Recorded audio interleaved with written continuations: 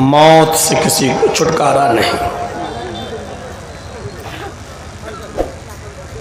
میں بھی اسی ٹاپک کو آگے بڑھاتا ہوں، لیکن میری تقریر میں آج موت کا لفظ تو آئے گا، لیکن میں آپ کو نبی اکرم صلی اللہ علیہ وسلم کی ذات گرامی اور ان کی زندگی کے آخری حالات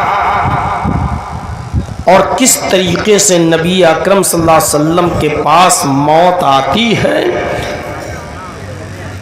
اور بیماری میں آپ کیسے رہے، اور جو زندگی کے 13-14 دن جو لاسٹ کے دن تھے، آپ کی بیماری 29 صفر کو شروع ہوتی ہے اور 12 ربیع الاول کو نبی اکرم صلی اللہ علیہ وسلم اس دنیا سے کوچ کر جاتے ہیں۔ اب آپ سوچ لیں کہ 29 صفر عربی میں چاند یا تو 29 کا ہوتا ہے یا 30 کا ہوتا ہے۔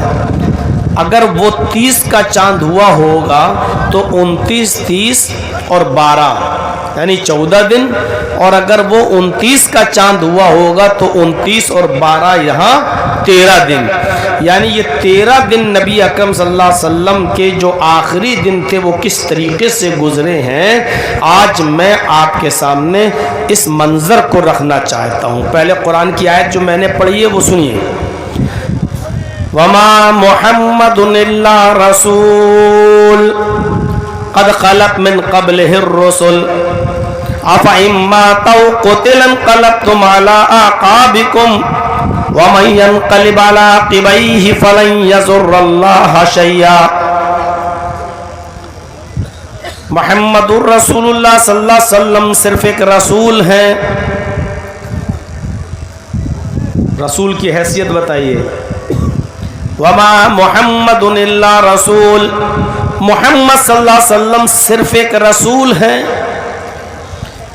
قد خلت من قبلہ الرسل، ان سے پہلے بھی بہت سے رسول گزر چکے ہیں۔ محمد صلی اللہ علیہ وسلم جو تمہارے درمیان آئے ہیں ان کی حیثیت کیا ہے؟ وہ ایک رسول ہیں بس۔ ان سے پہلے بھی بہت سے رسول گزر چکے ہیں، آپ لاسٹ میں آئے ہیں، آخری نبی آپ ہی ہیں، تو آپ سے پہلے بھی بہت سے نبی گزر چکے۔ قرآن کہتا ہے فَإِن مَّاتَ أَوْ قُتِلَ انقلبتم عَلَىٰ أَعْقَابِكُمْ، اے لوگو اگر محمد الرسول اللہ انتقال کر جائیں، فَإِن مَّاتَ اگر وہ انتقال کر جائیں، او قتل یا میدان جنگ میں قتل کر دیے جائیں، جہاد کرتے ہوئے لڑتے ہوئے شہید کر دیے جائیں، قتل کر دیے جائیں، تو تمہاری ذمہ داری کیا ہونی چاہیے؟ مسلمانوں کی ذمہ داری کیا ہونی چاہیے؟ انقلبتم علی اعقابکم، تو کیا تم ایڑیوں کے بل پلٹ جاؤ گے؟ کیا تم دین چھوڑ دو گے؟ کیا تم اسلام ترک کر دو گے؟ کیا تم اسلام سے منہ پھیر لو گے؟ کیا تم ایڑیوں کے بل پلٹ جاؤ گے؟ انقلبتم علی اعقابکم، اگر محمد رسول اللہ کا انتقال ہو جائے یا میدان جہاد میں قتل کر دیے جائیں تو کیا تم ایڑیوں کے بل پلٹ جاؤ گے؟ کیا تم منہ دکھانے لگو گے؟ کیا پیٹھ دکھا کر بھاگ جاؤ گے؟ کیا تم اسلام چھوڑ دو گے؟ وَمَن يَنقَلِبْ عَلَىٰ عَقِبَيْهِ فَلَن يَضُرَّ اللَّهَ شَيْئًا، اور جو ایڑیوں کے بل پلٹے گا، جو اسلام چھوڑ دے گا، جو دین کو ترک کر دے گا، جو پیٹھ دکھائے گا، فَلَن يَضُرَّ اللَّهَ شَيْئًا، تو وہ اللہ کا کچھ بھی نقصان نہیں کر سکتا، اللہ کا کوئی نقصان نہیں پہنچا سکتا، وہ اپنا ہی نقصان کرے گا۔ اس آیت میں صاف کہا گیا کہ محمد الرسول اللہ کو بھی موت آ سکتی ہے اور وہ بھی میدان جنگ میں قتل کیے جا سکتے ہیں۔ موت نے نبیوں کو بھی نہیں چھوڑا، رسولوں کو بھی نہیں چھوڑا، اولو العزم پیغمبروں کو بھی نہیں چھوڑا، تو موت سے کسی کو چھوٹ نہیں ہے، رخصت نہیں ہے۔ آئیے قرآن کی اس آیت کے بعد ایک حدیث میں پڑھتا ہوں، اس حدیث کو سنیے گا اور ذہن میں رکھ لیجئے گا، کیونکہ اس حدیث کو میں سنا اب رہا ہوں اور اس کا نچوڑ اس کا خلاصہ لاسٹ میں آئے گا. وعن عائشة أن زوج النبي صلى الله عليه وسلم وأن عائشة زوج النبي صلى الله عليه وسلم قالت رأيت ثلاثة أقمار سقطن في حجرتي فقصصت رؤياي على أبي بكر الصديق قالت فلما توفى رسول الله صلى الله عليه وسلم ودفن في بيتها قال هذا أحد أقمارك وهو خيرها رواہ احمد فی مسندی. یہ حدیث جو میں نے پڑھی ہے اس کو امام احمد اپنی مسند کے اندر لائے ہیں. مسند احمد کی حدیث. ذرا حدیث کے ترجمے پر غور کیجئے گا. حضرت عائشہ فرماتی ہیں، ایک واقعہ ہے، واقعے کے تحت فرماتی ہیں کہ میرا نکاح نبی اکرم سے ہوا تو عمر تھی میری 6 سال، اور رخصتی جب میری ہوئی نبی کے گھر جب میں گئی تو میری عمر تھی 9 سال. جس دن میں نبی کے گھر گئی تو چھوٹی بچی 9 سال کی عمر، 9 سال کے بچے آپ اپنے آپ نظر دوڑائیں. کہتے ہیں کہ میں تھکی ہوئی تھی، جلدی سو گئی، اور جب سوئی تو میں نے رات میں خواب دیکھا. رأیت ثلاثۃ اقمار، میں نے رات میں خواب دیکھا 3 چاند آسمان پہ چمک رہے ہیں. رأیت ثلاثۃ اقمار، میں نے 3 چاند کو دیکھا آسمان پہ چمک رہے ہیں. سب سے زیادہ چمکنے والا چاند سب سے پہلے ٹوٹا اور میرے حجرے میں گرا. پھر دوسرے نمبر پر چاند تھوڑی دیر کے بعد ٹوٹا، وہ میرے حجرے میں گرا. اور پھر تیسرے نمبر پر تھوڑی دیر کے بعد چاند ٹوٹا، وہ میرے حجرے میں آ کر گرا. سقطنا فی حجرتی، وہ تینوں چاند یکے بعد دیگرے ٹوٹ کر میرے حجرے میں گرتے گئے. رأیت ثلاثۃ اقمار سقطنا فی حجرتی، میں نے 3 چاندوں کو آسمان پہ چمکتا ہوا دیکھا، اور تینوں چاند ایک ایک کر کے وہ میرے حجرے میں گرے. فقصصت رؤیاي علی ابی بکر الصدیق، صبح جب میں اٹھی تو میں نے اپنے خواب کو اللہ کے رسول سے بیان نہیں کیا.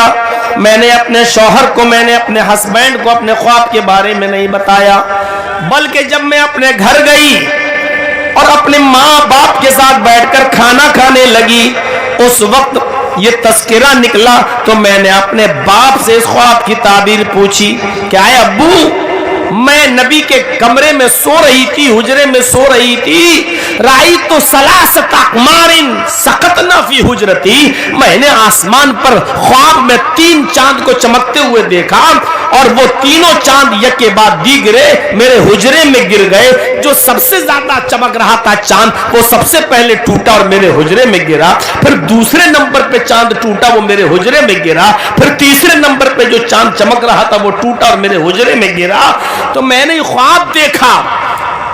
فرماتی ہے کہ اس وقت تو میرے ابو نے مجھے خواب کی تعبیر نہیں بتائی، کہا خاموش رہو، اے میری بیٹی اس خواب کا ذکر کسی سے مت کرنا، یہاں تک کہ اپنے ہسبینڈ محمد رسول اللہ سے بھی اس خواب کے بارے میں مت پوچھنا. میری لخت جگر، میری بیٹی اس خواب کے بارے میں بھول جاؤ، کسی سے ذکر مت کرنا. کہتی ہے کہ میں 9 سال سے لے کر 18 سال تک نبی کی زندگی میں رہی، نبی کی بیوی بن کر رہی، نبی کی وائف بن کر رہی. میں نے اتار و چڑھاؤ دیکھے، پریشانیاں دیکھی، خوشیاں دیکھی، میں نے سب کچھ دیکھا. اور جب میری عمر 18 سال کی ہوئی اور جب جناب محمد رسول اللہ کا انتقال ہوا، فلما توفى رسول اللہ صلی اللہ علیہ وسلم، جب رسول اللہ کا انتقال ہو گیا، ودفن فی بیتھا، اور ان کو میرے بیت میں، ان کے حجرے میں، ان کے گھر میں جب دفنا دیا گیا، تب ابو بکر صدیق رضی اللہ تعالیٰ عنہ میرے باپ آئے، فقال، اور آنے کے بعد فرمایا، اے میری بیٹی اس قبر میں کون دفن ہے؟ میں نے کہا محمد رسول اللہ، میرے سرتاج۔ فرمایا ھذا احد اقماری کا وہو خیرھا، میری بیٹی تو نے آج سے 9-10 سال پہلے جو خواب دیکھا تھا کہ 3 چاند آسمان پہ چمک رہے ہیں، سب سے زیادہ چمکنے والا چاند ٹوٹ کر میرے حجرے میں گرا، عائشہ میری بیٹی یہ تیری خواب کا پہلا چاند ہے جو سب سے بہتر چاند ہے، یہ ٹوٹا اور ٹوٹ کر تیرے حجرے میں آ کر گرا، یہ تیرے خواب کا پہلا چاند ہے، دوسرا چاند بھی تو اسی حجرے میں دفن ہوتے ہوئے دیکھے گی، اور تیسرا چاند بھی تو اسی حجرے میں دفن ہوتے ہوئے دیکھے گی۔ سمجھ گئے آپ؟ حضرت عائشہ کے اس خواب سے اب آپ نے اندازہ لگا لیا ہوگا۔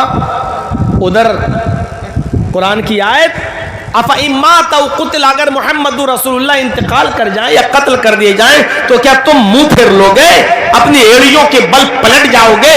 یعنی نبی اور رسولوں کو بھی موت آتی ہے، اور یہاں حضرت عائشہ کہہ رہی ہے کہ جب رسول اللہ کو دفن کر دیا گیا تب میرے باپ آئے اور مجھ سے کہا ھذا احد اقمارک، چاندوں میں سے یہ پہلا چاند ہے جو تیرے حجرے میں آ کر گرا، یعنی محمد رسول اللہ انتقال کر گئے۔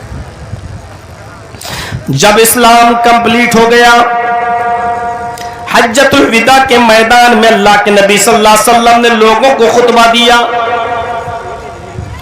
63 سال کی زندگی گزارنے کے بعد جب ذی الحجہ کے مہینے میں 9 تاریخ کو عرفات کے میدان میں آپ نے خطبہ دیا، اس خطبے میں آپ نے یہ فرمایا کہ لوگوں، ہو سکتا ہے آئندہ سال اس جگہ پر تم مجھے نہ پاؤ، یعنی آئندہ مجھے اس جگہ پر تم نہ دیکھ سکو، اے لوگوں ہو سکتا ہے آئندہ میں اس جگہ پر نہ رہوں، یعنی آج کے بعد یہ سال دوبارہ مجھے نصیب نہ ہو سکتا ہے کہ میں اس میدان میں تمہارے ساتھ آئندہ سال حج نہ کر سکوں، نہ آ سکوں۔ یہیں پر آپ نے لوگوں سے پوچھا کہ لوگوں، اللہ نے مجھے جو ذمہ داری دے کر بھیجا تھا، جو دین دے کر بھیجا تھا، وہ میں نے تم تک پورا کا پورا پہنچا دیا یا نہیں؟ تمام لوگوں نے جواب دیا ہاں، قد بلغت رسالتہ وادیت ونصحت، اے محمد صلی اللہ علیہ وسلم آپ نے اللہ کے پیغام کو پوری طریقے سے پہنچا دیا، آپ نے حق ادا کر دیا، آپ اپنے حق سے بری ہو گئے، اللہ نے جو دعوت دے کر بھیجا تھا آپ کو، آپ نے اس دعوت کو کمپلیٹ کر دیا۔ اللہ کے نبی نے فرمایا اللہم شہد، اللہم شہد، اللہم شہد، اللہ میری امت کی گواہی پر تو بھی گواہ بن جا۔ بہرحال قرآن کی آیت نازل ہوتی ہے الیوم اکملت لکم دینکم واتممت علیکم نعمتی ورضیت لکم الاسلام دینا، آج میں نے تمہارے اوپر تمہارے دین اسلام کو مکمل کر دیا، واتممت علیکم نعمتی، اور اپنی نعمتیں بھی پوری کر دی، ورضیت لکم الاسلام دینا، اور میں تمہارے دین اسلام سے راضی اور خوش ہو گیا۔ یہ ذی الحجہ کا مہینہ گزر گیا، محرم کا مہینہ بھی گزر گیا۔ غور کیجئے، ذی الحجہ کا مہینہ ختم، محرم شروع، اور محرم کا مہینہ ختم تو سفر شروع، اور سفر کا مہینہ گزرنے کے بعد ربیع الاول آتا ہے، اور ربیع الاول کی 12 تاریخ کو محمد رسول اللہ صلی اللہ علیہ وسلم انتقال فرما گئے۔ سفر شروع، سفر میں اب سفر کا مہینہ میں ایسے ہی بتا رہا ہوں، محرم کے بعد سفر، سفر کے بعد ربیع الاول، محرم ختم ہوا، سفر شروع، سفر کے شروع میں محمد رسول اللہ صلی اللہ علیہ وسلم آپ دامن احد میں گئے، دامن احد میں گئے، احد جہاں تمام شہید شہداء دفن ہے، جو احد کے میدان میں صحابہ شہید ہوئے تھے، 70 صحابہ ان کو وہاں دفن کیا گیا۔ نبی اکرم صلی اللہ علیہ وسلم دامن احد میں گئے، مہینہ کون سا؟ سفر، اور سفر کے مہینے میں وہاں جانے کے بعد نبی اکرم صلی اللہ علیہ وسلم نے شہدائے احد کے لیے دعا کی، اے احد والو، اللہ رب العالمین تمہاری مغفرت فرمائے، تم جس حال میں بھی ہو، اچھی حالت میں ہو، اللہ رب العالمین تمہیں بخشے، تمہاری مغفرت فرمائے۔ دامن احد میں گئے اور آپ نے شہدائے احد کے لیے دعا فرمائی کہ اللہ تو ان کی مغفرت فرما، انہوں نے تیرے دین کے لیے اپنی جان کا نذرانہ پیش کیا، بیوی بچوں کو چھوڑا، زمین و جائیداد چھوڑی اور تیرے دین کی راہ میں انہوں نے قربانی دی، اپنی جان کا نذرانہ پیش کیا، اللہ تو ان سب کی مغفرت فرما دے، اللہ تو ان سب کو بخش دے۔ اس کے بعد آپ گھر تشریف لائے، الوداعی آثار نظر آنے لگے، پہلے ہی آپ سمجھ گئے کہ اب یہ میری زندگی کا آخری سال ہے، اور سمجھنے کی وجہ کچھ تھی۔ پہلی وجہ یہ تھی کہ اللہ کے نبی صلی اللہ علیہ وسلم ہر سال رمضان کے مہینے میں 10 دن کا اعتکاف کیا کرتے تھے، ہر سال رمضان کے مہینے میں 10 دن کا اعتکاف کرتے تھے، لیکن آخری سال رمضان کے مہینے میں آپ نے 20 دن کا اعتکاف کیا۔ صحابہ بھی سمجھنے لگے یہ کیا بات ہے، آپ ہر سال 10 دن کا اعتکاف کرتے تھے، اس سال 20 دن کا اعتکاف کر رہے ہیں۔ اور جب رمضان کے مہینے میں جبرائیل علیہ السلام نے جو ہر سال ایک مرتبہ قرآن کا دور کراتے تھے، اس مرتبہ جبرائیل نے قرآن کا 2 مرتبہ دور کرایا۔ ہر سال ایک بار دور کراتے تھے، لیکن آخری سال 2 بار دور کرایا، قرآن کا 2 بار پڑھایا۔ اللہ کے نبی کو بھی احساس ہو گیا کہ اب یہ میرا آخری رمضان ہے، اس کے بعد دوسرا رمضان کا مہینہ نصیب نہیں ہوگا۔ رمضان کے بعد شوال آیا، شوال کے بعد ذیقعدہ آیا، اور ذیقعدہ کے بعد ذی الحجہ آیا۔ ذی الحجہ کی 9 تاریخ کو آپ نے فرما بھی دیا عرفات کے میدان میں کہ لوگوں، ہو سکتا ہے کہ میں آئندہ سال اس جگہ پر دوبارہ جمع نہ ہو پاؤں، تم سے ملاقات نہ کر پاؤں۔ اور ذی الحجہ کے بعد محرم کا مہینہ گزرا، اور محرم کے مہینے کے بعد سفر کا مہینہ گزرا۔ دامن احد میں گئے اور احد کے لوگوں کے لیے آپ نے دعا فرمائی۔ اس کے بعد گھر تشریف لائے۔ اس کے بعد 29 سفر کو نبی اکرم جناب محمد رسول اللہ صلی اللہ علیہ وسلم بقی گئے۔ بقی جس کو ہم اور آپ جنت البقی بولتے ہیں، حالانکہ اس کو بقیع الغرقد نام ہے، اس کا صحیح نام بقیع الغرقد ہے۔ مسجد نبوی سے سٹا ہوا بقیع الغرقد، جس کو ہم بقی بولتے ہیں، جہاں صحابہ کرام دفن ہیں۔ آپ بقیع الغرقد گئے اور آپ نے بقی والوں کے لیے دعا فرمائی، صحابہ کے لیے دعا فرمائی، السلام علیکم اہل الدیار من المؤمنین والمسلمین وانشاء اللہ بکم للاحقون، اسأل اللہ لنا ولکم العافیہ۔ ابھی کسی کو کھڑا کر کے پوچھ لو کہ قبرستان میں جانے کی دعا یاد ہے؟ جاتے ہو تو کیا دعا پڑھتے ہو؟ کتنے لوگوں کے ماں باپ اور کتنے لوگوں کی مائیں، کتنے کے بھائی قبروں میں دفن ہوں گے، لیکن آپ ان کے لیے سلامتی کی دعا نہیں پڑھ سکتے ہو۔ جب آپ اپنے ماں باپ کے لیے دعا نہیں کر سکتے ہو تو کیا امید رکھتے ہو آپ کی اولاد آپ کے لیے دعا کرے گی؟ آپ کی اولاد آپ کے لیے دعا کرے گی؟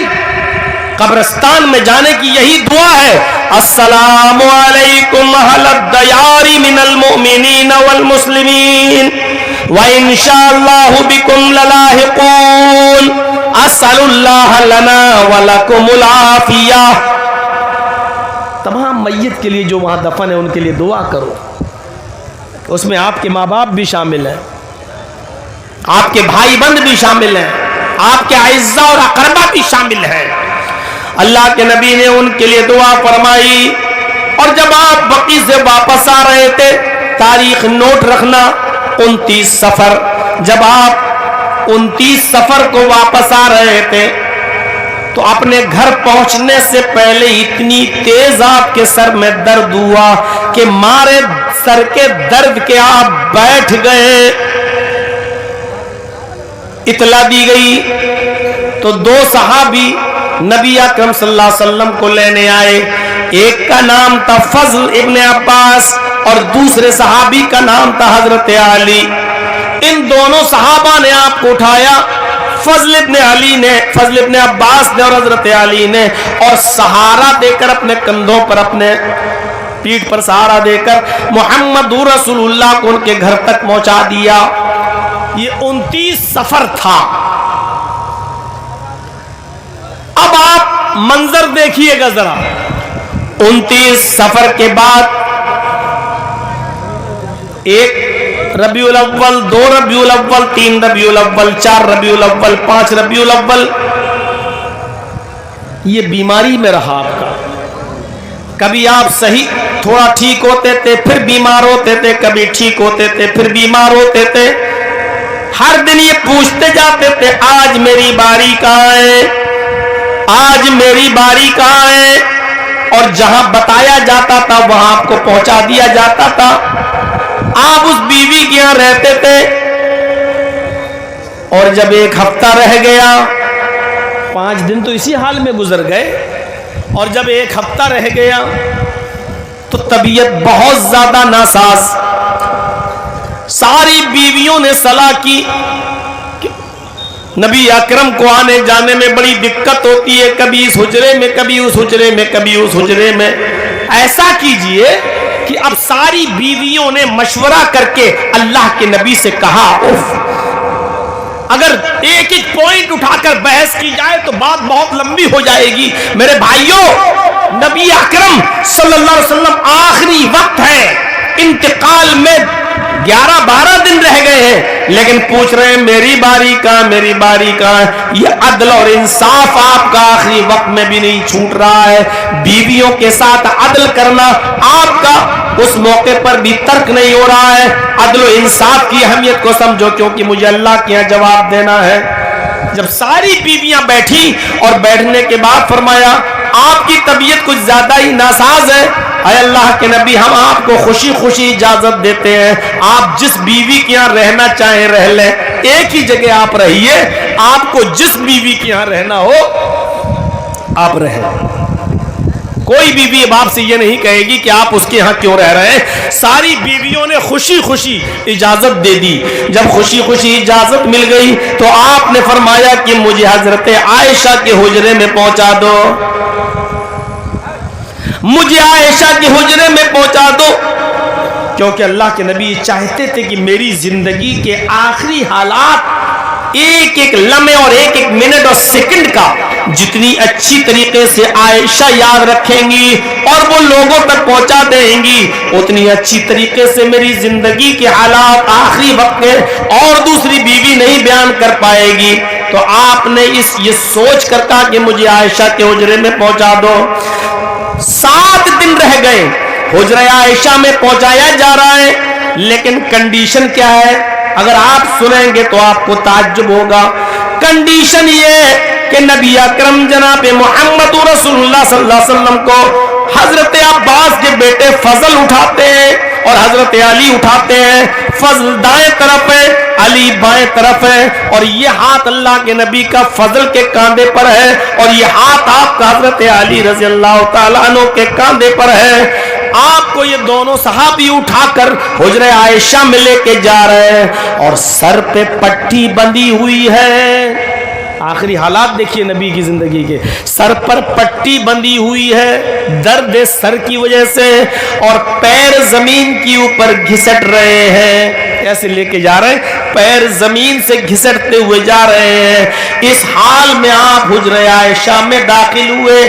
پوری حدیث دیکھ جائیے میرے بھائیوں، بخاری کتاب الجنائز کے اندر، جہاں اللہ کی نبی کی زندگی کے آخری حالات آپ کو ملیں گے آپ کی بیماری کے. آپ دیکھیے حضرت عائشہ کے حجرے میں اس حال میں داخل ہوئے کہ دایاں ہاتھ آپ کا فضل کے کاندھوں پر تھا اور بایاں ہاتھ علی کے کاندھوں پر تھا. سر پہ پٹی بندھی ہوئی تھی اور پیر زمین پر گھسٹ رہے تھے.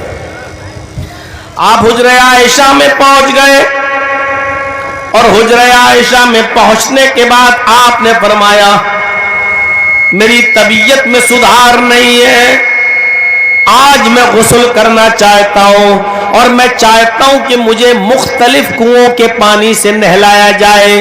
اس وقت سمر کا دور نہیں تھا, کنویں ہوا کرتے تھے کنویں. مجھے مختلف کنووں کے پانی سے نہلایا جائے.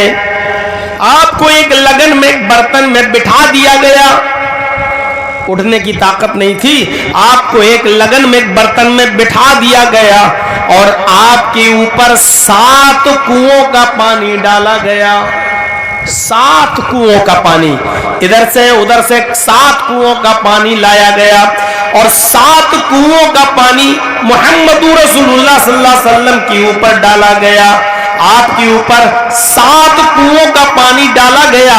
اتنا نہائے اور اتنا پانی آپ کے اوپر اس دن ڈالا گیا کہ آپ نہاتے نہاتے خود ہی کہنے لگے بس کرو, آج طبیعت سے نہایا ہوں, آج طبیعت سے میں نے غسل کیا ہے, بس کرو, اب اس سے زیادہ نہیں, بس کرو.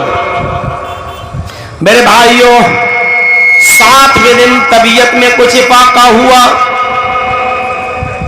7ویں دن غسل کرنے کے بعد طبیعت میں افاقہ ہوا. آپ مسجد کے اندر گئے اور مسجد میں جانے کے بعد آپ نے نماز بھی پڑھائی ظہر کی اور منبر پر بیٹھ کر آپ نے لوگوں کو کچھ وصیت بھی فرمائی.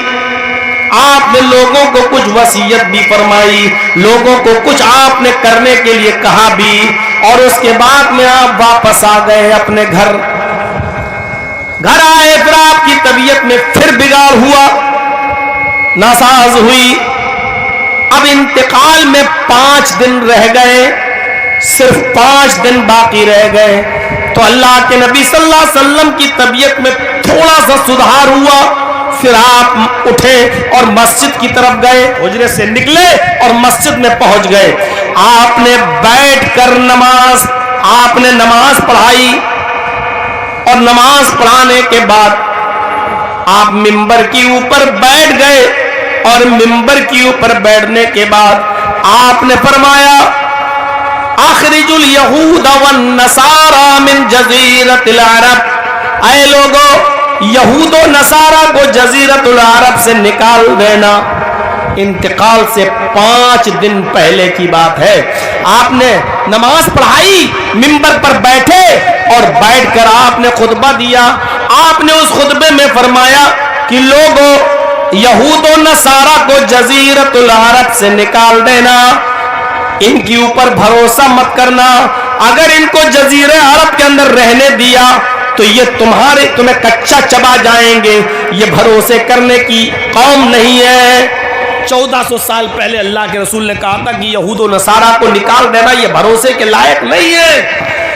آپ دیکھ رہے ہیں جب ہٹلر نے یہودیوں کو مارا اور بے دریغ قتل کیا اور لاکھوں یہودیوں کو موت کے گھاٹ اتار دیا, تو یہ بچے کھچے یہودی جب وہاں سے بھاگے اور جب عربوں نے ان کو پناہ دے دی کہ چلو یہ لوٹے اور پٹے ہوئے آئے ہوئے ہیں, ان کو تھوڑا سا ایک ٹکڑا دے دیا, تو آج دیکھ لیجئے یہ اسرائیل کی شکل میں کتنا بڑا ظالم ہو گیا ہے.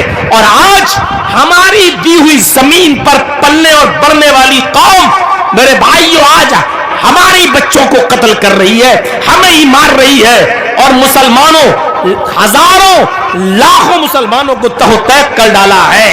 میرے بھائیوں, ہٹلر نے کچھ یہودیوں کو چھوڑ دیا تھا اور اس نے کہا تھا کہ میں چاہتا تو ان یہودیوں کو بھی قتل کر دیتا, میں ان یہودیوں کو بھی مار دیتا, لیکن ان یہودیوں کو اس لیے چھوڑ رہا ہوں تاکہ بعد میں آنے والے لوگوں کو معلوم ہو جائے کہ یہ کتنی نالائق قوم ہے, یہ کتنی نکمی قوم ہے, اور میں نے لاکھوں یہودیوں کو کیوں مارا ہے.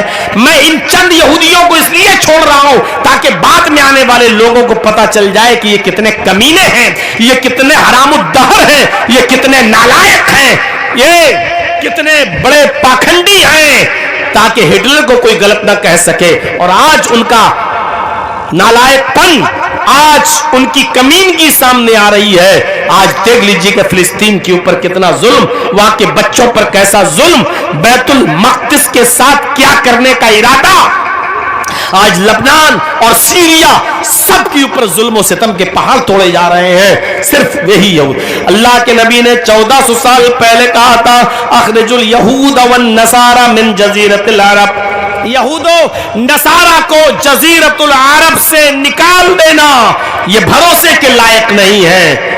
آپ نے اسی دن فرمایا انتقال سے 5 دن پہلے لعنت اللہ علی الیہود والنصارى اتخذوا قبور انبیائہم مساجد، اللہ کی لعنت ہو یہودیوں اور عیسائیوں پر۔ کیوں؟ اس لیے کہ انہوں نے اپنے اپنے نبیوں کی قبروں کو سجدہ گاہ بنا لیا، اپنے پیغمبروں کی قبروں پر سجدہ کرنے لگے۔ توحید کا خیال دیکھیے، توحید کا خیال آخری وقت بھی توحید کا خیال ہے۔ آپ چاہتے تو یہ بھی کہہ سکتے تھے کہ لوگوں میرے انتقال کے بعد میری قبر پہ آج آنا اور سجدے کرنا، لیکن سخت نفرت تھی، اللہ کے علاوہ کسی کو سجدہ نہیں کیا جا سکتا، اس لیے آپ فرما رہے اتخذوا قبور انبیائہم مساجدہ، اللہ کی لعنت ہو یہود و نصارہ پر جنہوں نے اپنے اپنے نبیوں کی اور اپنے اپنے پیغمبروں کی قبروں کو سجدہ کرنے کی جگہ بنا لیا۔ توحید کے ساتھ کھلواڑ نہیں ہے۔ ہر آدمی کو سوچنا چاہیے اپنے بچوں کو کیا سکھا رہا ہے، وہ کیا تعلیم دے رہا ہے۔ آپ کو معلوم ہے اور نہ معلوم ہو تو سن لیجئے، حضرت یوسف علیہ السلام چھوٹے سے تھے، سوتیلے بھائیوں نے اپنے باپ کو ورغلایا یعقوب کو، اور ان کو لے کر چلے گئے جنگل کے اندر اور ویران کنویں میں پھینک دیا، ویران کنویں میں پھینک دیا حضرت یوسف کو، چھوٹے سے تھے یوسف، پھینک دیا، اور ایک بکری کو کاٹ کر اس کا جھوٹا خون، بکری کا خون یوسف کی قمیص پہ لگا لائے اور گھر پہ آئے اور اپنے باپ سے کہنے لگے یا بانا انا ذهبنا نستبق وتركنا یوسف عند متاعنا، اے میرے ابو ہم دوڑ میں لگ گئے، بھاگ کود کھیل کود میں لگ گئے، دوڑ دھوپ میں لگ گئے، ادھر ادھر کھیلنے لگے، اور یوسف کو ہم نے اپنے سامان کے پاس چھوڑ دیا تھا، بھیڑیا آیا فَأَكَلَهُ الذِّئْبُ، بھیڑیا آیا اور ان کو کھا گیا، ہم نے یوسف کو اپنے سامان کی رکھوالی کے لیے چھوڑ دیا تھا۔ وَمَا أَنْتَ بِمُؤْمِنٍ لَنَا وَلَوْ كُنَّا صَادِقِينَ، اے ابو ہم کتنا بھی سچ بولیں لیکن آپ ہماری بات کیوں مانیں گے؟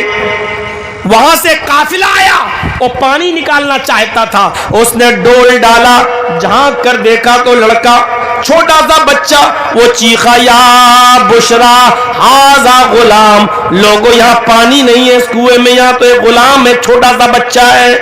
بہرحال اس بچے کو نکالا گیا اور مصر کے بازار میں بیچ دیا گیا۔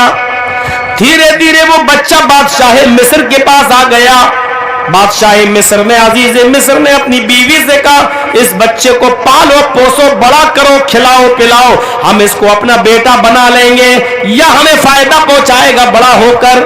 دھیرے دھیرے بڑے ہونے لگے، بادشاہ مصر کی بیوی کی نیت بھی ان کے اوپر خراب ہونے لگی، بہرحال وہ بالغ ہو گئے اور بادشاہ مصر کی بیوی نے سارے دروازے بند کر کے ان کو اپنے پاس بلایا، برے کام کے ارادے سے بلایا، بچ گئے، نہیں کیا غلط کام، اس پاداش میں کہ میری بات نہیں مانی، عزیز مصر کی بیوی نے ان کو جیل خانے میں پہنچوا دیا۔ 7 سال سے زیادہ کا زمانہ جیل میں رہے، خواب کی تعبیر کا علم بتایا اور وہیں سے ان کی قسمت چمکی، اور ایک دن ایسا آیا کہ وہ مصر کے بادشاہ بن گئے، مصر کے حکمراں بن گئے۔ چھوٹے سے تھے تو کھو گئے، گھر سے لائے گئے، کنویں میں ڈالے گئے، نکالے گئے، مصر کے بازار میں بیچے گئے، پھر بڑے ہوئے، دھیرے دھیرے ہو کر بالغ ہو گئے، بادشاہ مصر کی بیوی نے ان کو بہکایا، بہکنے میں نہیں آئے، اس نے جیل میں ڈلوایا، 7 سال جیل میں رہے۔ غور کرو، چھوٹے سے تھے اب کتنے بڑے ہو گئے کہ مصر کے بادشاہ بن گئے۔ جب مصر کے بادشاہ بنے تو اپنے قاصد کو اپنے ایلچی کو اپنا کرتا دے کر بھیجا, قمیص دے کر بھیجا اور کہا کہ اب تم میرے فلاں بستی میں جاؤ اور یہ کرتا, یعقوب نام کا ایک آدمی رہتا ہے, اس کو یہ کرتا دے دینا. بس بتایا نہیں کہ وہ میرے باپ ہیں.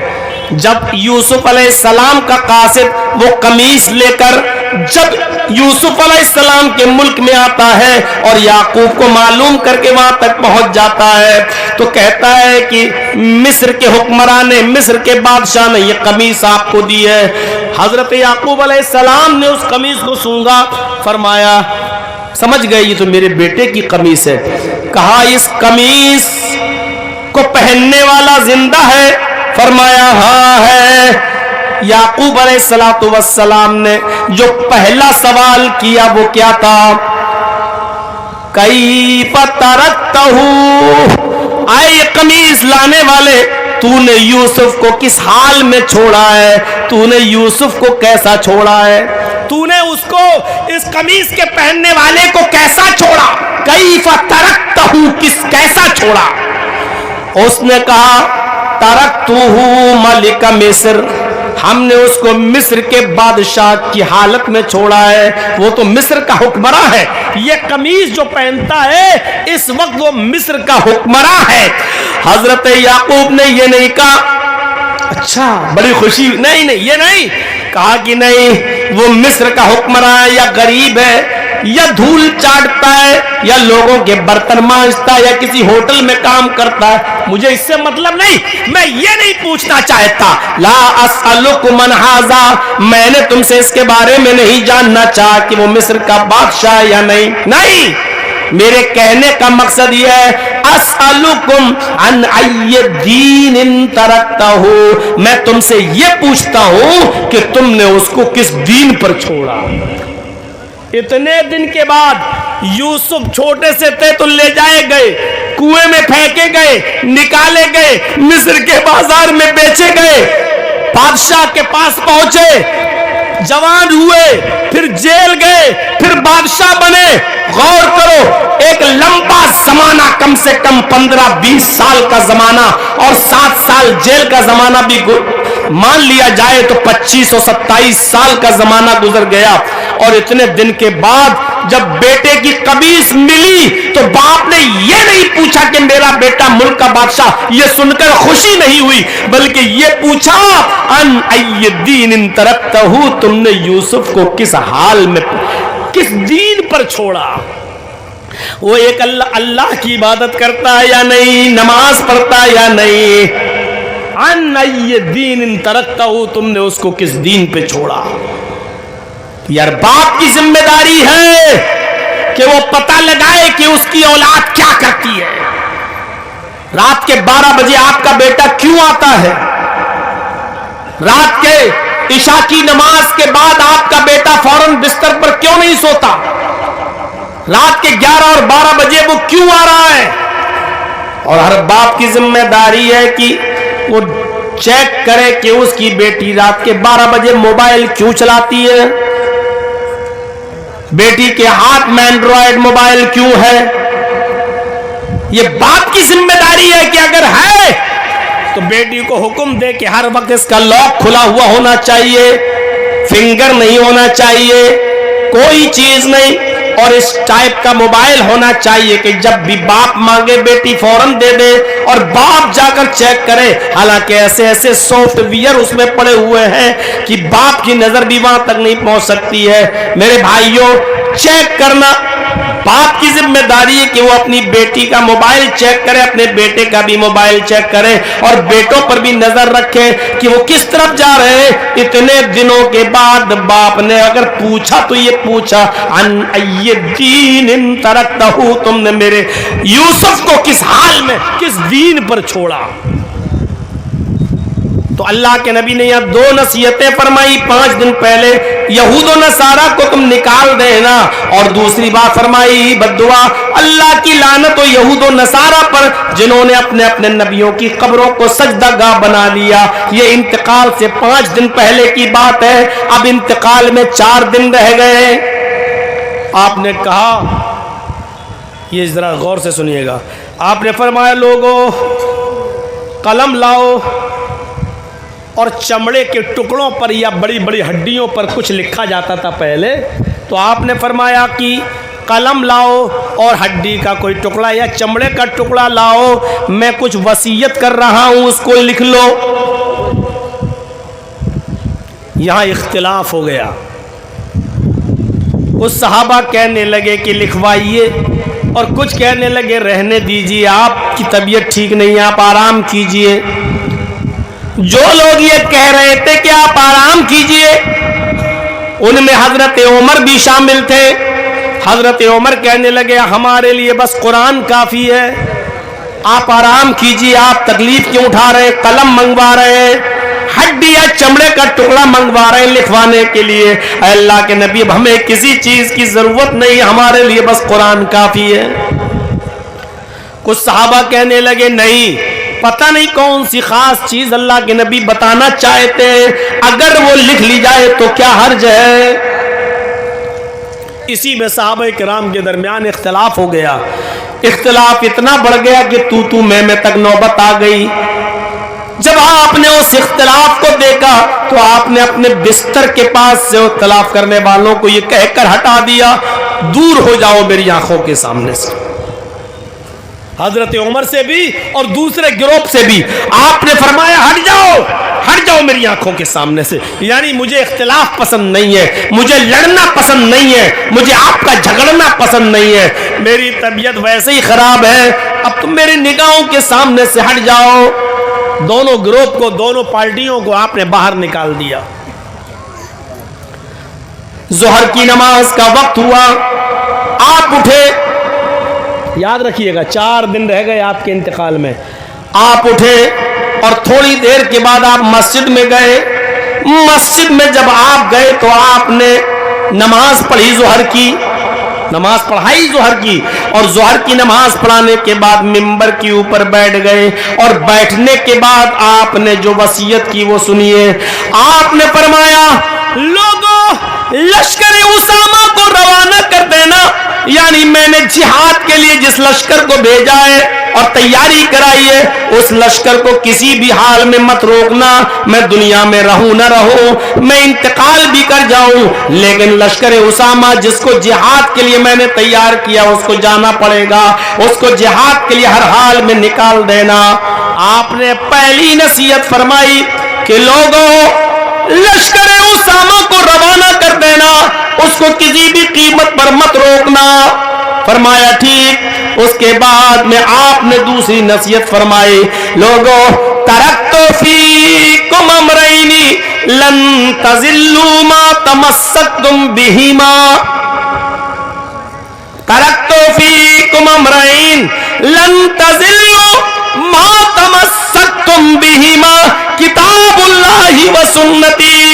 لوگوں، میں تمہارے درمیان 2 چیزیں چھوڑ کر جا رہا ہوں، ان دونوں چیزوں کو تم مضبوطی سے پکڑے رہنا، ان دونوں چیزوں کو تم مضبوطی سے تھامے رہنا۔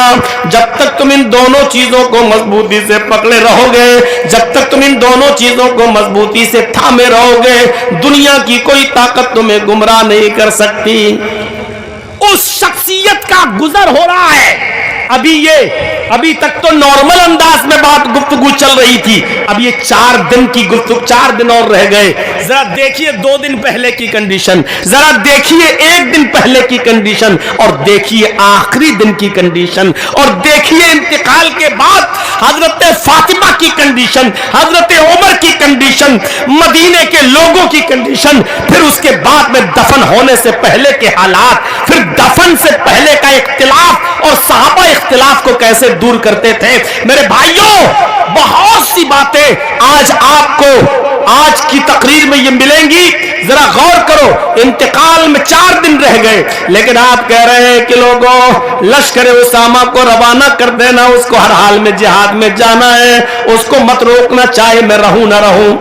اس کے بعد آپ نے فرمایا کہ لوگوں، میں تمہارے درمیان 2 چیزیں چھوڑ کر جا رہا ہوں، جب تک تم ان دونوں چیزوں کو مضبوطی سے پکڑے رہو گے تم کبھی گمراہ نہیں ہوگے۔ یعنی ایک قرآن کو چھوڑ کر جا رہا ہوں اور ایک اپنی سنت، ان دونوں کو مضبوطی سے اگر پکڑے رہو گے تو کائنات کی کوئی طاقت تمہیں گمراہ نہیں کر سکتی ہے۔ پھر آپ نے فرمایا لوگوں اپنے ملازموں پر، اپنے ماتحتوں پر، اپنے غلاموں پر اور اپنی لونڈیوں پر ظلم مت کرنا۔ اے لوگوں ان سے ضرورت سے زیادہ کام مت لینا، اگر ان سے ان کے وزن اور ان سے ضرورت سے زیادہ اگر کام لیتے ہو تو ان کی مدد بھی کرنا۔ مثلا اس پہ سامان نہیں اٹھ رہا ہے تو آدھا سامان آپ بھی اس کا اپنی پیٹھ پر لاد لینا، اس کے اوپر زبردستی مت کرنا کہ وہ دبا جا رہا ہو، اور ظلم نہیں۔ آپ نے انتقال سے 4 دن پہلے یہ بھی اپنایا، فرمایا لونڈی اور غلاموں کا خیال رکھنا۔ یہ 3 نصیحتیں آپ نے فرمائی اور اس کے بعد میں آپ گھر پہ آ گئے۔ انتقال سے چوتھے دن، انتقال میں 4 دن رہ گئے، مغرب تک کی نماز آپ نے مسجد کے اندر جا کر پڑھائی، لیکن عشاء کی نماز پھر آپ مسجد میں جا کر نہیں پڑھا سکے۔ انتقال میں 4 دن باقی رہ گئے، مغرب تک کی نماز تو آپ جاتے گئے اور پڑھاتے گئے مسجد میں، لیکن عشاء کی نماز آپ مسجد میں نہیں جا سکے۔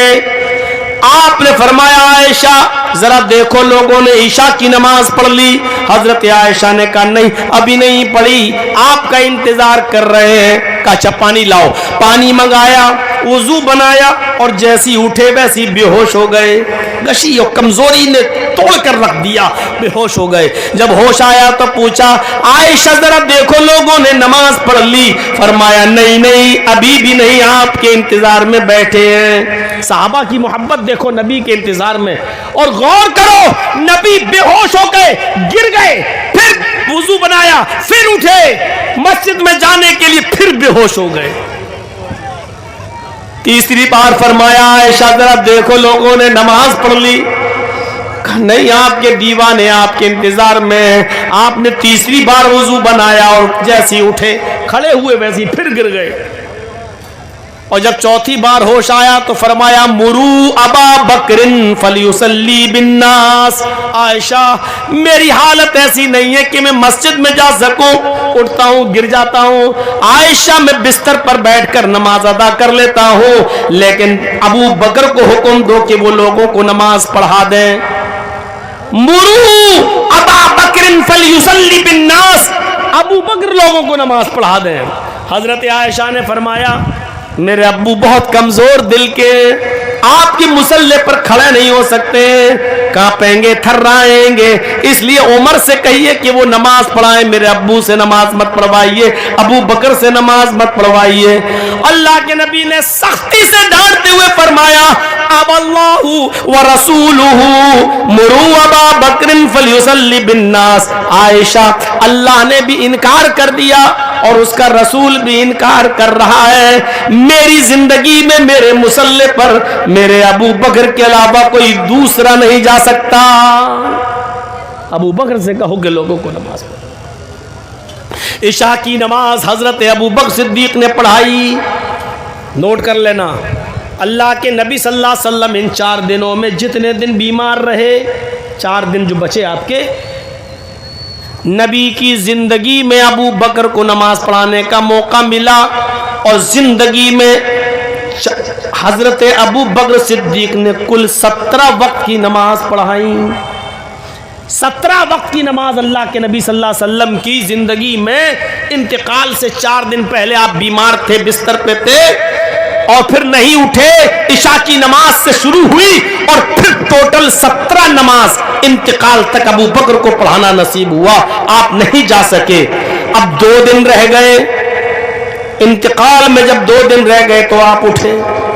یہ منظر دیکھنے کے لائق ہے۔ 2 دن رہ گئے، کچھ طاقت آئی، اٹھے، گئے مسجد میں، ابو بکر نماز پڑھا رہے تھے، حضرت ابو بکر صدیق نماز پڑھا رہے تھے، اللہ کے نبی کا حجرہ بالکل سامنے تھا، وہاں سے آئے تو ابو بکر کی نظر پڑ گئی کہ اللہ کے نبی آ رہے ہیں، وہ پیچھے ہٹنا چاہے، ابو بکر پیچھے ہٹنا چاہ رہے تھے کہ مقتدیوں میں آ جائیں، اللہ کے نبی آ رہے ہیں وہ نماز پڑھائیں گے، لیکن اللہ کے نبی نے ہاتھ سے اشارہ کر دیا، یعنی اے ابو بکر تم جہاں پڑھا رہے ہو وہیں رہو۔ ابو بکر وہیں رہے اللہ کے نبی صلی اللہ علیہ وسلم سامنے سے آئے اور بائیں طرف بیٹھ گئے. امام بائیں طرف بیٹھتا ہے. امام اگر دو آدمی نماز پڑھ رہے ہوں تو امام بائیں ہوگا اور مقتدی دائیں ہوگا. ایسے نماز ہوتی ہے. تو اللہ کے نبی آئے اور بائیں بیٹھ گئے. تو اللہ کے نبی نے بیٹھ کر نماز پڑھائی. آپ نے نماز پڑھائی تو آپ کی اقتدا کر رہے تھے ابو بکر, اور ابو بکر کی اقتدا کر رہے تھے پیچھے والے.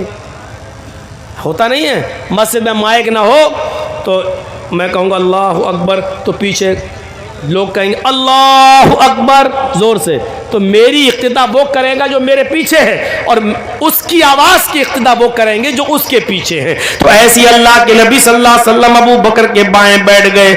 آواز میں بہت کمزوری تھی, دھیرے سے آواز نکلتی تھی اللہ اکبر. تو ابو بکر صدیق کی اقتدا کرتے تھے اور کہتے تھے اللہ اکبر. تو نبی اکرم کی اقتدا ابو بکر کر رہے تھے اور ابو بکر صدیق کی اقتدا تمام پیچھے والے کر رہے تھے. 2 دن جب رہ گئے تو آپ نے اس طریقے سے نماز پڑھائی. یہ ظہر کی نماز تھی. پھر آپ منبر کے اوپر بیٹھے اور منبر کے اوپر بیٹھنے کے بعد آپ نے فرمایا یہ منظر دیکھنے کے لائق ہے. لوگوں مسجد میں یہ کوڑا رکھا ہوا ہے. ایک کوڑا رکھا رہتا تھا تاکہ کسی کو اگر سزا دینا ہو, شرابی عرابی کوئی آئے تو اسی کوڑے سے 40 کوڑے مارے جاتے تھے. یہ کوڑا رکھا ہوا ہے. اس منظر کو دیکھیے دل کانپ جاتے ہیں میرے بھائیوں. آپ نے فرمایا لوگوں یہ کوڑا یہاں رکھا ہوا ہے, اگر میں نے کسی کی پیٹھ پر کوڑا مارا ہو تو میری پیٹھ حاضر ہے. یہ کوڑا اٹھائے اور میری پیٹھ پر کوڑا مار کر اپنا بدلہ لے لے. ایک دوسرے پر ظلم کرنا کیسے گوارا کر لیتے ہو, ایک دوسرے کی زمینیں کیسے ہتھیا لیتے ہو, ایک دوسرے کے مال کو بے ایمانی کر کے کیسے کھا جاتے ہو, ایک دوسرے کو تھوڑی سی بات پر لات گھوسے کیسے سڑکوں پر پیٹ لیتے ہو اور مار لیتے ہو. تمہارے کلیجے نہیں کانپتے؟ کائنات کی سب سے بڑی ہستی اللہ کے بعد جس کا مقام و مرتبہ سب سے بلند, انتقال سے 2 دن پہلے عوام کی عدالت میں اپنے آپ کو پیش کرتا ہے اور وہ ہستی کہہ رہی ہے لوگوں یہ کوڑا رکھا ہوا ہے, اتارو کوڑا. اگر میں نے کسی کو کوڑا مارا ہو تو میری پیٹھ حاضر ہے, وہ انتقام لے لے. قیامت کے دن میں اس کو بدلہ نہیں دے سکتا, میں قیامت کے دن انتقام نہیں دے سکتا, اسی دنیا میں انتقام لے لے. اس کے بعد آپ نے فرمایا اگر میں نے کسی کی آبرو ریزی کی ہو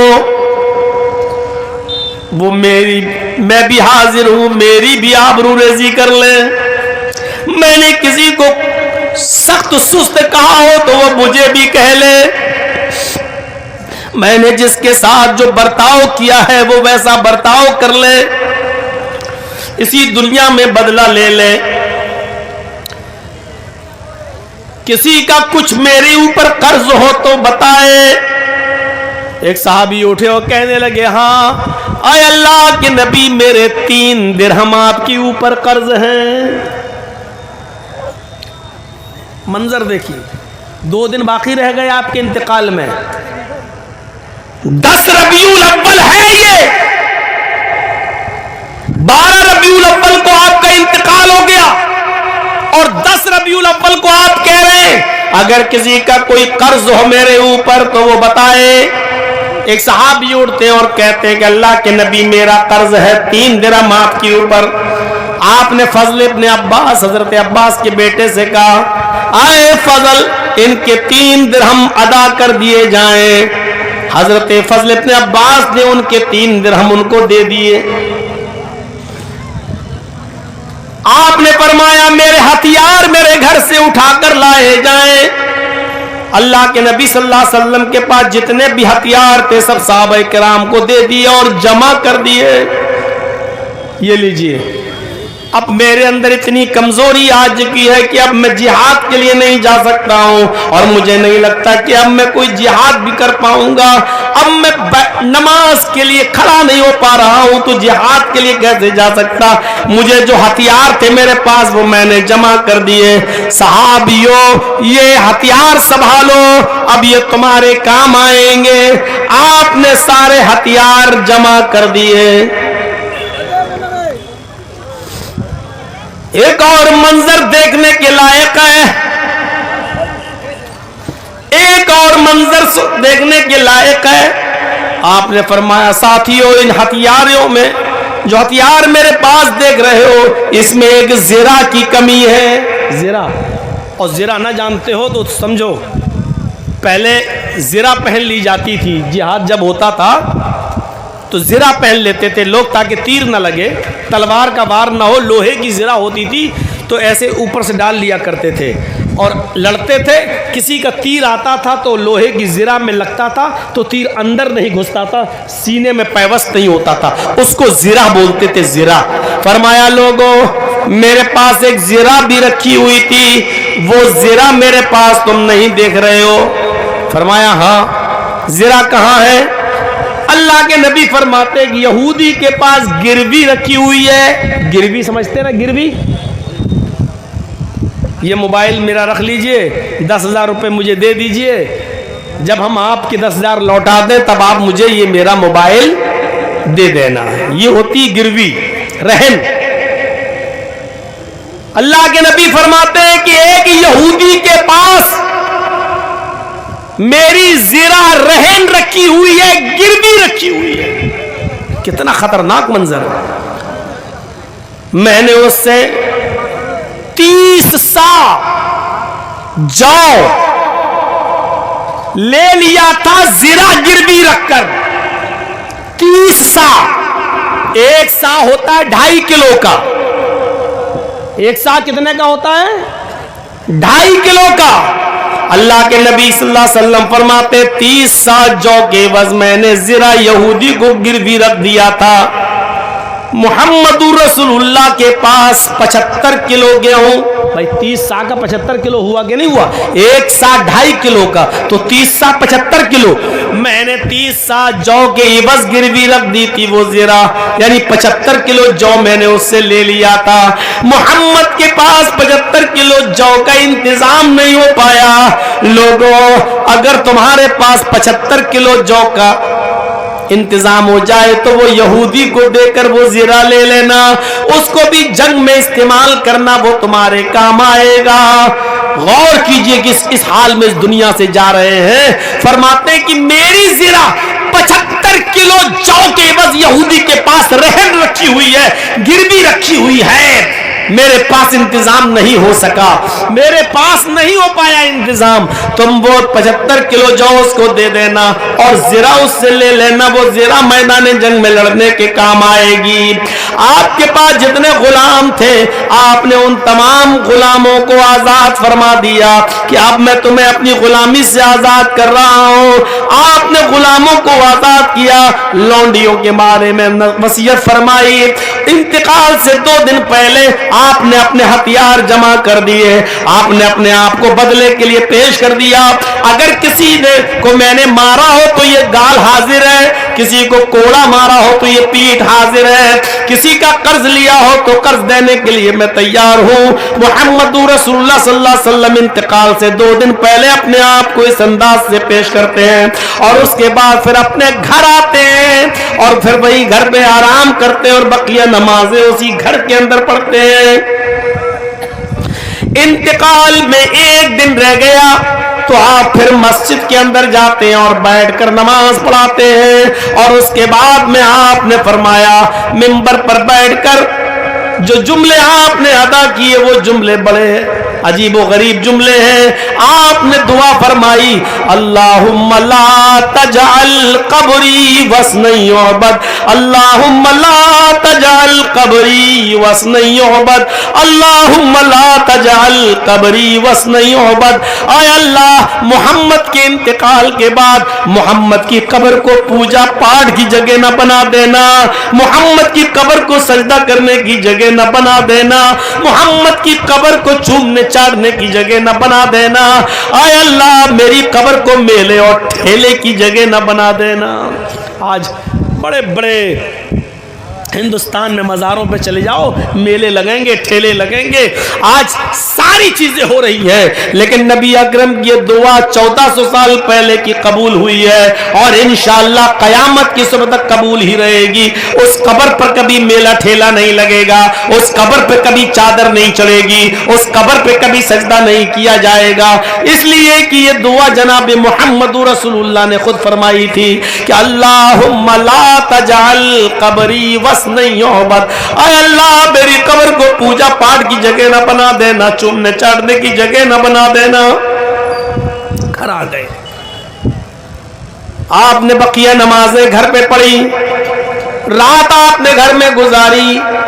آج 12 ربیع الاول ہے, صبح فجر کی نماز کے وقت آپ نے پردہ ہٹا کر دیکھا, ایسے صحابہ کرام نماز پڑھ رہے ہیں, ابو بکر صدیق امامت کر رہے ہیں. جب پردہ ہٹا تو ابو بکر کی نظر پڑی, وہ پیچھے ہٹنا چاہ رہے تھے لیکن اللہ کے نبی صلی اللہ علیہ وسلم نے ہاتھ کے اشارے سے ان کو روک دیا اور پردہ گرا دیا. آپ کے اندر اب اتنی طاقت نہیں تھی کہ آپ مسجد میں جا سکیں. فجر کی نماز میں آپ نے صرف پردہ اٹھا کر دیکھا, آپ نے لوگوں کو نماز پڑھتے ہوئے دیکھا اور ابو بکر کو امامت کرتے ہوئے دیکھا تو آپ کے چہرے پر مسکراہٹ آ گئی. فجر کی نماز اپنے بستر پر آپ نے بیٹھ کر یا لیٹ کر ادا کی, لیکن اس نماز کے بعد پھر کوئی دوسری نماز کا وقت نہیں آیا. جب اللہ کے نبی نے پردہ ہٹایا تو صحابہ کرام کے فتنے میں پڑ جانے کا ڈر ہوا. لگ رہا تھا کہ لوگ نیتیں توڑ دیں گے اور نمازیں توڑ دیں گے اور اللہ کے رسول سے خیریت پوچھنے لگیں گے, آپ کی طبیعت کیسی ہے. آپ نے فوراً ہاتھ کے اشارے سے ابو بکر سے کہا کہ تم نماز پڑھاؤ اور پردہ آپ نے گرا دیا. پھر آپ اندر چلے گئے اور آپ نے نماز وہی پڑھی. نماز کے بعد صحابہ کرام کا تانتا لگ گیا, لوگ آتے گئے اور خیریت پوچھتے گئے, لوگ آتے گئے اور خیریت پوچھتے گئے اور جاتے گئے. تھوڑی دیر کے بعد سورج نکلنے کے بعد حضرت فاطمہ آتی ہے, اللہ کے نبی صلی اللہ علیہ وسلم کو بستر پر لیٹا ہوا دیکھتی ہے, اللہ کے نبی صلی اللہ علیہ وسلم کی پیشانی کا بوسہ دیتی ہے, چومتی ہے اور کہتی ہے واہ کربا ابا, ہائے میرے ابو کی تکلیف, ہائے میرے ابو کی پریشانی. حضرت فاطمہ کی یہ جملے سن کر محمد رسول اللہ نے فرمایا میری بیٹی روتے نہیں, میری بیٹی غم نہ کرو, میری بیٹی اپنے باپ کی تکلیف کو دیکھ کر تم پریشان مت ہو. آج کے بعد تمہارے باپ کو کبھی اتنی تکلیف نہیں ہوگی, آج کے بعد تمہارے باپ کو کبھی اتنی تکلیف نہیں پہنچے گی. سمجھ گئی کہ میرے ابو کا آج آخری وقت ہے, آخری دن ہے. اس کے بعد حسن اور حسین کو آپ نے بلایا, حسن حسین کی پیشانی کا بوسہ دیا اور فرمایا لوگوں حسن اور حسین یہ جنت کے 2 پھول ہیں, ان کا خیال رکھنا, ان کو تکلیف مت دینا. جس نے ان کو تکلیف دی اس نے محمد رسول اللہ کو تکلیف دی. پھر آپ نے فاطمہ کے بارے میں فرمایا فاطمہ میرے دل کا ٹکڑا ہے, جس نے فاطمہ کو ستایا اس نے مجھے ستایا. پھر آپ نے لونڈیوں کے تعلق سے, غلاموں کے تعلق سے آپ نے وصیت فرمائی. پھر اپنی بیویوں کو بلایا اور بیویوں کو بھی خیر کی وصیت فرمائی, بیویوں کو بھی خیر کی وصیت فرمائی. تکیے کے نیچے آپ کا ہاتھ گیا, 7 درہم تھے, فرمایا ان کو بھی صدقہ کر دو. 7 درہم کو بھی صدقہ کر دیا گیا. पूछा गया अल्लाह के नबी रहने दीजिए, ये 7 दिरहम काम आएंगे, अगर आपको कुछ हो गया, अल्लाह को प्यारे हो गए तो आपके दफन कफन में काम आ जाएंगे। फरमाया इन 7 दिरहमों पर तुम इतना भरोसा करती हो, जो ज़ात भरोसे के लायक है उस पर तुम्हारा कोई भरोसा नहीं। आयशा इन 7 दिरहमों को अल्लाह की राह में सदका कर दो, अगर ये मेरे घर में रह गए और मेरा इंतकाल हो गया तो मैं अपने रब को क्या जवाब दूंगा, अपने रब को क्या मुंह दिखाऊंगा। आपने वो 7 दिरहम भी सदका और खैरात कर दिए। ज़वाल का वक्त हो गया, ज़ोहर का वक्त बिल्कुल करीब है। अल्लाह के नबी सल्लल्लाहु अलैहि वसल्लम हजरत आयशा के भाई को देखते हैं कि वो मिसवाक कर रहे हैं, तो आपने हजरत आयशा से इशारा करके कहा कि वो मिसवाक। हजरत आयशा ने पूछा क्या आप मिसवाक करेंगे? इशारा किया हाँ। हजरत आयशा ने अपने भाई से वो मिसवाक ले ली और अल्लाह के नबी सल्लल्लाहु अलैहि वसल्लम को वो मिसवाक दे दी। अल्लाह के नबी ने वो मिसवाक ले ली और अपने मुंह में रखकर वो मिसवाक करना शुरू कर दिया। चूंकि कमजोरी बढ़ती गई इसलिए वो मिसवाक थोड़ी सी टाइट थी और आप चबा नहीं पा रहे थे, तो आपने आयशा से कहा कि इसको अपने मुंह से दबा दो और कुचल दो, नरम कर दो। हजरत आयशा ने उसको अपने दांतों से दबाया और उस मिसवाक को कुचल दिया और नरम कर दिया और दे दी। अल्लाह के नबी सल्लल्लाहु अलैहि वसल्लम ने उस मिसवाक को अपने मुंह में लेके करना शुरू कर दिया। थोड़ी देर के बाद जब आप मिसवाक से फारिग हुए तो आपने फरमाया पानी का प्याला लाओ। पानी का प्याला लाया गया और जब पानी का प्याला लाया गया तो आप पानी के प्याले में अपने दोनों हाथों को डालते जाते और पानी से भीगे हाथों को अपने चेहरे पर मलते जाते और कहते जाते ला इलाहा इल्लल्लाह इन्ना लिल मौति सकरात, ला इलाहा इल्लल्लाह इन्ना लिल मौति सकरात, ला इलाहा इल्लल्लाह इन्ना लिल मौति सकरात। ऐ अल्लाह तेरे अलावा कोई माबूद नहीं, ला इलाहा इल्लल्लाह, अल्लाह के अलावा कोई माबूद नहीं। इन्ना लिल मौति सकरात, मौत के लिए बड़ी बेचैनियां हैं, मौत के लिए बड़ी परेशानियां हैं, मौत के लिए बड़ी सख्तियां हैं, बड़ी तकलीफ की वजह से आप कहते जा रहे थे। और हजरत फातिमा के चेहरे पर आपने जब देखा कि उनके आंखों में आंसू है तो आपने उनके कान को पकड़ा और करीब किया और फरमाया फातिमा तो मायूस मत हो जाओ। आए फातिमा, अभी अभी जिब्रील ने मुझे बताया कि फातिमा को खुशखबरी दे दो कि फातिमा तो सैयदतु निसाई अहलिल जन्ना, अल्लाह ने फातिमा को जन्नत की तमाम औरतों का सरदार बना दिया। अल्लाह ने फातिमा को जन्नत की तमाम औरतों का सरदार बना दिया। हजरत फातिमा के चेहरे पर थोड़ी सी मुस्कुराहट आई, लेकिन अपने अब्बू की इस कैफियत को देखकर फिर चेहरा मुरझा गया। अल्लाह के नबी ने दोबारा उनके कान में सरगोशी की। बाद में उन्होंने बताया, फरमाया था अल्लाह के नबी ने कि फातिमा मेरे अहले बैत में तुम सबसे पहले मुझसे मिलोगी, यानी मेरे पीछे पीछे तुम आ रही हो और तुम्हारी मुलाकात मुझसे होगी, यानी तुम सबसे पहले मेरे पास, मेरे खानदान में, मेरे अहले बैत में तुम सबसे पहले मेरे पास आओगी। ये सुना हजरत फातिमा ने, तो हजरत फातिमा के चेहरे पर फिर मुस्कुराहट आ गई। उसके बाद कैफियत बिगड़ने लगी, होंठ हिलने लगे और हिलते हिलते होंठों से अल्लाह के नबी सल्लल्लाहु अलैहि वसल्लम की आंखें फटी रह गई, आंखें खुलने लगी, आपके होंठ हिलने लगे और खजूर के पत्तों से बनी हुई छत पर आपकी आंखें टिक गई और आपके होंठ हिलने लगे।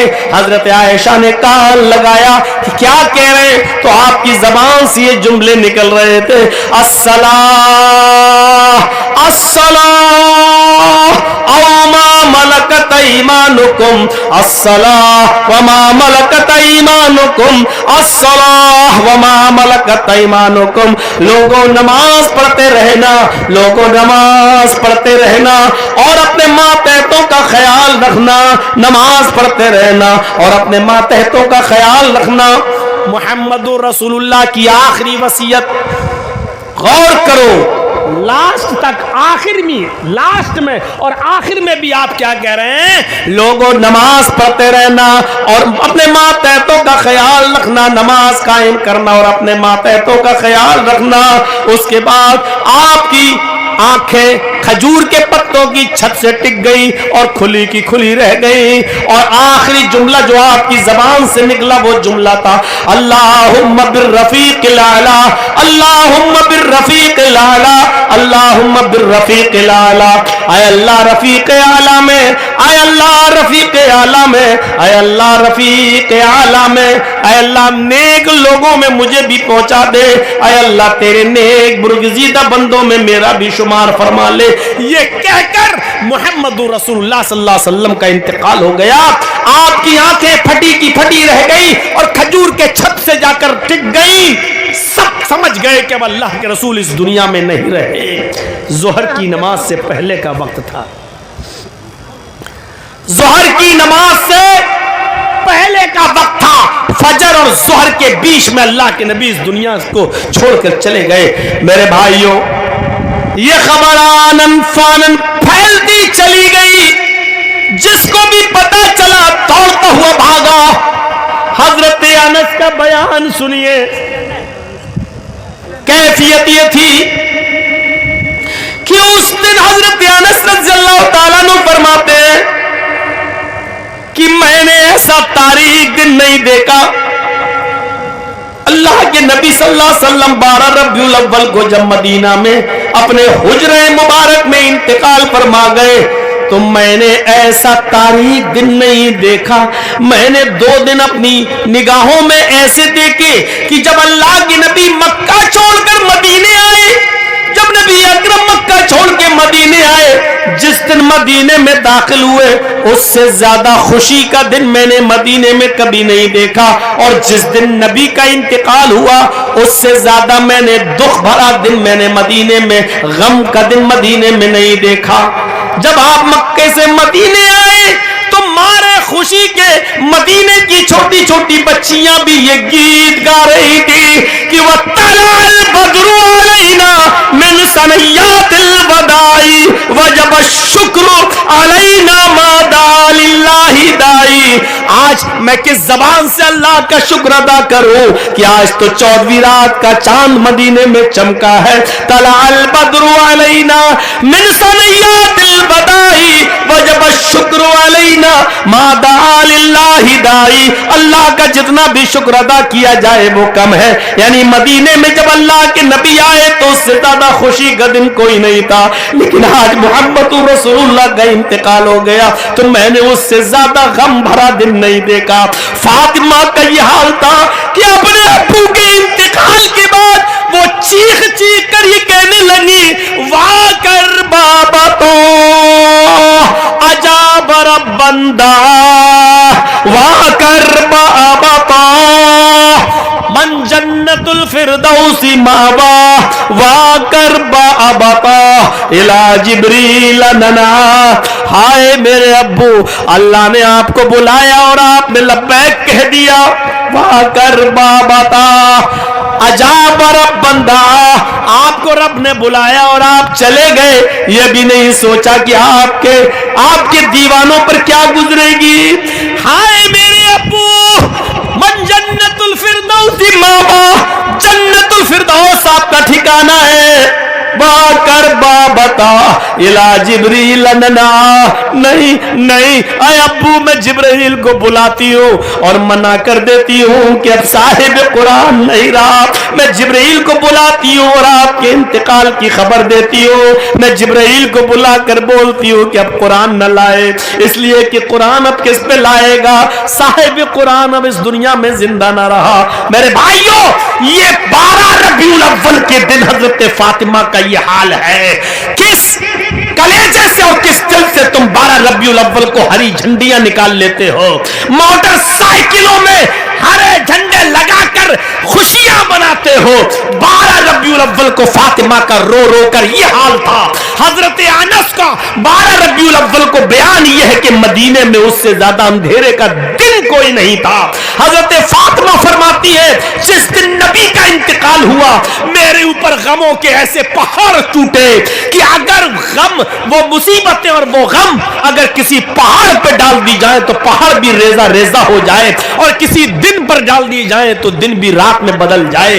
ऐसा पहाड़ टूटा और इतने गम आए मेरे ऊपर नबी अकरम का जिस दिन इंतकाल हुआ। तुम्हारे कलेजे और तुम्हारे गुर्दे कितने बड़े हैं कि 12 रबीउल अव्वल को तुम जश्न मना लेते हो, 12 रबीउल अव्वल को तुम खुशियां मना लेते हो। फातिमा के आंसू तुम्हें नहीं दिखाई देते, हजरत अनस के आंसू तुम्हें नहीं दिखाई देते, मदीना के लोगों के आंसू तुम्हें नहीं दिखाई देते। हजरत उमर ने जब नबी अकरम के चेहरे अनवर को देखा तो तलवार निकाल ली और लहराने लगे और कहने लगे अगर किसी ने कह दिया नबी का इंतकाल हो गया तो मैं उसकी गर्दन उड़ा दूंगा। क्या रसूल भी मरते हैं? क्या नबी का भी इंतकाल होता है? जैसे मूसा अल्लाह से मिलने गए थे जबल तूर पे, फिर वापस आए, ऐसी अल्लाह के रसूल भी अल्लाह से मिलने गए हैं, वो वापस आएंगे। हजरत अबू बकर सिद्दीक को जब पता चला कि अल्लाह के नबी इस दुनिया में नहीं रहे, दौड़ते हुए आए, सीधे हुजरे में जाते हैं। हजरत आयशा सिद्दीका बैठी हुई है और अल्लाह के नबी के जिस्म के ऊपर यमनी धारी वाली चादर आपके चेहरे, आपके जिस्म पर डाल दी गई थी। यमनी चादर, धारीदार चादर आपके जिस्म पर पड़ी हुई थी। हजरत अबू बकर ने आपका चेहरा खोला और आपकी पेशानी पर बोसा लिया, आपकी पेशानी पर बोसा लिया, और ये बोसा लेने के बाद चेहरा ढांका और बाहर निकल कर आए। हजरत उमर फारूक वहां कह रहे कि लोगों अगर किसी ने अल्लाह के नबी के बारे में कह दिया इंतकाल कर गए तो मैं गर्दन उड़ा दूंगा। वो अपना मौक़िफ़ बयान कर रहे। हजरत अबू बकर ने उनको समझाने की कोशिश की, उन्होंने हाथ पकड़ के झटक दिया। हजरत उमर ने अपना बड़बड़ाने लगे और बोलते ही रहे। इतने में अबू बकर सिद्दीक लोगों को जमा करते और कहते सुनो। इधर जब अबू बकर सिद्दीक ने बोलना शुरू किया तो लोगों ने हजरत उमर की बातचीत छोड़ दी और हजरत अबू बकर को सुनने चले आए। सारे लोग हजरत उमर फारूक को छोड़कर अबू बकर का खुतबा सुनने लगे। हजरत अबू बकर ने जो खुतबा दिया वो इमाम बुखारी के अंदर नकल करते हैं।